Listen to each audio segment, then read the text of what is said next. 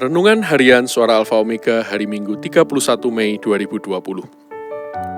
Amsal 28 ayat yang ke-14 berkata, "Berbahagialah orang yang senantiasa takut akan Tuhan, tetapi orang yang mengeraskan hatinya akan jatuh ke dalam malapetaka."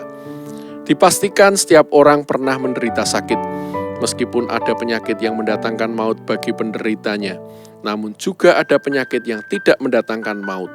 Intinya, hidup dan mati seseorang bukanlah karena faktor medis, tetapi karena kedaulatan Allah.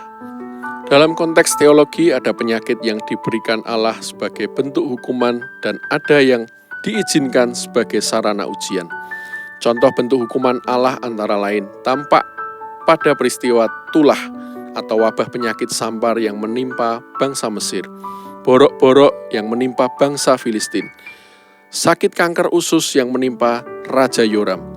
Namun berbeda dengan penyakit yang dialami Ayub, Naaman, hamba perwira Roma, dan masih banyak tokoh yang mengalami pemulihan dan mujizat kesembuhan. Setiap zaman hampir selalu ada penyakit yang muncul dan menjadi momok bagi manusia. Keberadaan virus Ebola, HIV, flu burung, flu babi, corona, dan sebagainya diizinkan Tuhan dengan maksud tertentu. Sebagian besar para ahli sepakat bahwa sakit penyakit dan penularannya sejalan dengan masalah sosial yang terjadi di masyarakat. Cara berkomunikasi dan interaksi dengan sesama menjadi hal yang paling berpengaruh dalam penyebaran bibit penyakit.